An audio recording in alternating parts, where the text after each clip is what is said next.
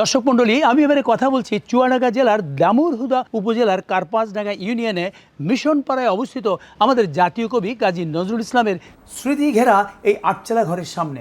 শত বছর আগে এই মাটির ঘরটি নির্মাণ করেছিলেন অখণ্ড ভারতের নদিয়া জেলার একজন পুরোহিত, নাম সার্থক বিশ্বাস। পরবর্তীতে তার সন্তান হর্ষপ্রিয় বিশ্বাস এই বাড়িতে বসবাস করেন। তিনি ছিলেন তৎকালীন স্বদেশী আন্দোলনের একজন নেতা। আর কলকাতায় হর্ষপ্রিয় বিশ্বাসের সঙ্গে কাজী নজরুল ইসলামের আলাপ পরিচয় হয় এবং পর্যায়ক্রমে তারা ঘনিষ্ঠ হন।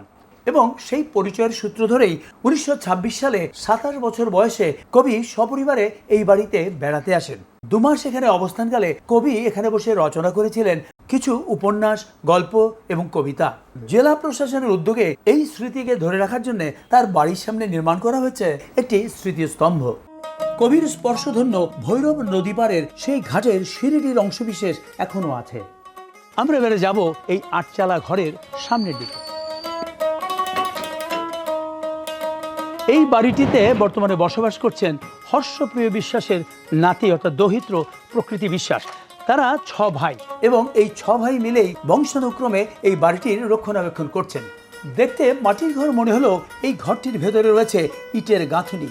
কারণ 100 বছরের এই পুরনো ও জরাজীর্ণ ঘরটির সংস্কার করে এর আসল রূপটি ধরে রাখার জন্য এই ইটের গাঁথুনির উপর দেওয়া হয়েছে মাটির প্রলেপ।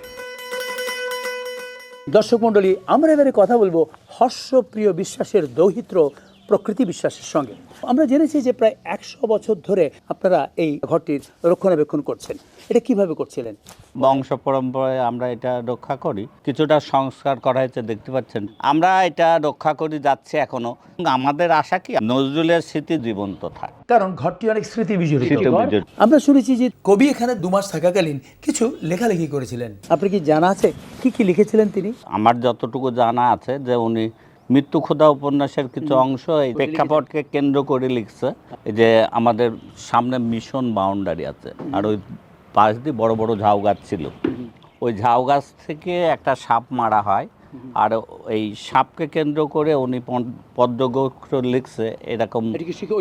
ওই সময় লিচু চোর কবিতা, তারপরে কুন্তকলে তোর ভিড়লো তোর একশোলার গায়ে, বেশ কিছু বিষয় এখানে বসে এগুলো লেখালেখি করেছিলেন।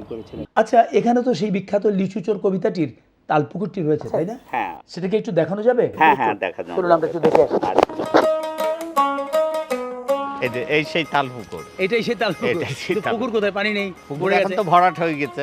মৃত পুকুর বলতে পারি, মৃত পুকুর বলতে পারি। কিন্তু লিচু চোর কবিতার সেই বাবুদের তালপুকুরে তো একটা তাল গাছও নেই। না, চারিপাশ দিয়ে তাল গাছ ছিল, কিন্তু সেই তাল গাছ 100 বছর আগের কথা।